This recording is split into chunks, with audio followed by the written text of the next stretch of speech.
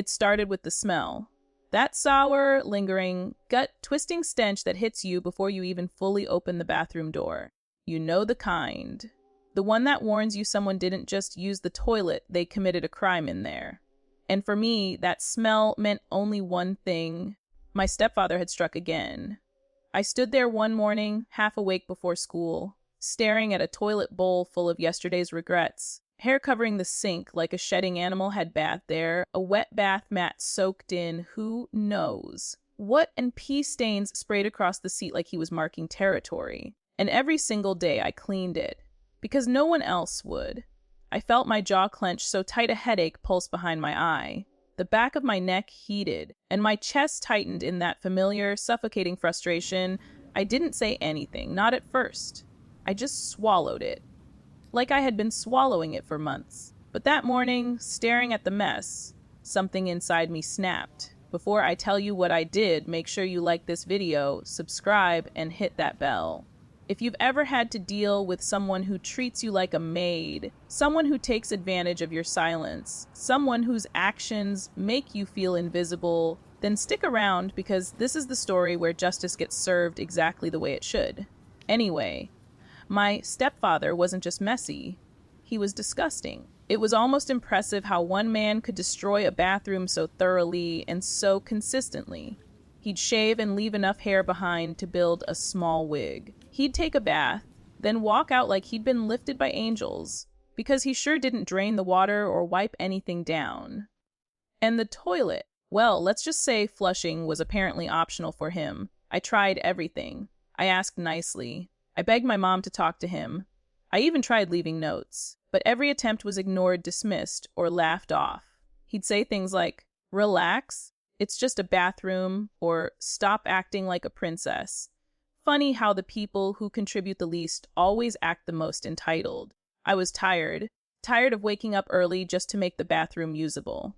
Tired of gagging every morning. Tired of feeling like the only responsible person in the house. And above all, tired of him disrespecting the one space we all needed to use daily. So I decided if he wanted to live like an animal, I was going to treat him like one. The first time he didn't flush, I didn't clean it. I snapped a picture instead. Not for him, he wouldn't care. For my mom. I wanted her to see exactly what I was dealing with. And let me tell you, that picture changed something. Not in him, but in me. Because sending it felt good, like I was finally exposing the truth. But that was nothing compared to what came next. One afternoon, he left the sink covered in hair again. Thick clumps. Hair in the drain. Hair on the counter. Hair on the floor. Hair on the light switch. It looked like a barbershop had exploded. I stared at it, and then I stared at his toothbrush. A smile crept across my face. I gathered every last hair from the sink using his own toothbrush. Every strand. Every follicle. And when I was done, I wiped the brush clean on his facecloth. Then I folded that same facecloth neatly, the way he liked it, and hung it back on the rack. The next day, he walked out of the bathroom with this confused expression, holding his toothbrush like it had personally betrayed him. "Why is there hair on this?" he muttered. We all shrugged. That was just day one. The next time he left pee stains all over the toilet seat, I grabbed his facecloth again. I wiped every drop, slowly, carefully, making sure the cloth absorbed all the evidence. Then I hung it back up, perfectly folded. He walked out later, sniffing it. "Why does this towel smell weird?" he complained. My mom said, "Maybe you're not washing it properly." I nearly choked trying not to laugh. But my masterpiece, my chef's kiss, came after one of his legendary baths. He left that tub looking like a swamp. Dirt ring, water still in there, soap scum everywhere. It was revolting. So I grabbed his facecloth again. I wiped the entire tub with it, every inch, then hung it right back where he'd left it. That facecloth saw more of that bathroom than he ever did. Every day for 2 weeks, the same pattern repeated. Mess, payback, complaints, confusion, more mess, more payback, and slowly he changed. Not all at once, but progressively, bit by bit. Less hair, no more pee stains. The toilet stayed flushed. The bath stayed somewhat clean. And then, miracle of miracles, he started cleaning up after himself without being asked. My mom thought he'd suddenly matured. I knew better. He was terrified of whatever mysterious bathroom demon was ruining his toothbrush and haunting his facecloth. By the end of those 2 weeks, the man was practically a model citizen. When I left for college, the bathroom was tidy, peaceful, a sanctuary once again. I thought my work there was done. Oh, how wrong I was. Fast forward a year. I came home during break, dragging my suitcase into the hallway, excited to relax, and then I opened the bathroom door.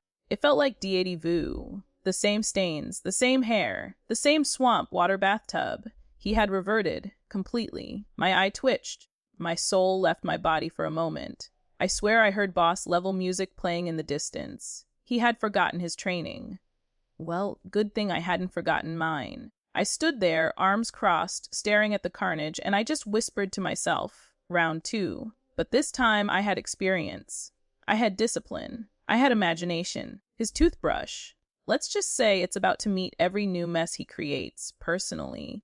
His facecloth. It's entering a new era, a darker era. New tricks? Oh, absolutely. A few he'll never see coming. Because this isn't just petty revenge anymore. It's justice. And justice. Justice never retires. It just takes vacations. And mine is officially over. So here I am back home, ready for battle, armed with pettiness, strategy, and the confidence of someone who already won once and can absolutely win again.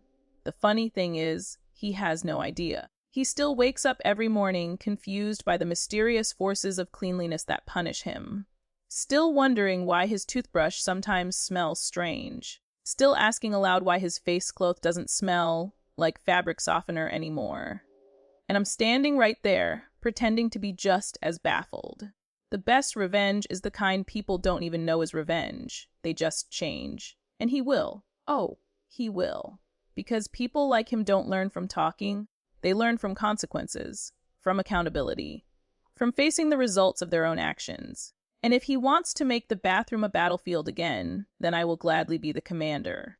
Because honestly, this time I hope it takes less than 2 weeks. Justice deserves efficiency. If you enjoyed this story of bathroom warfare and poetic justice, make sure you like this video, subscribe, and drop a comment telling me your most satisfying revenge moment. And if you've ever dealt with someone this nasty, share this video so the world knows they're not alone. Thanks for watching, and remember, sometimes the pettiest revenge is the most effective.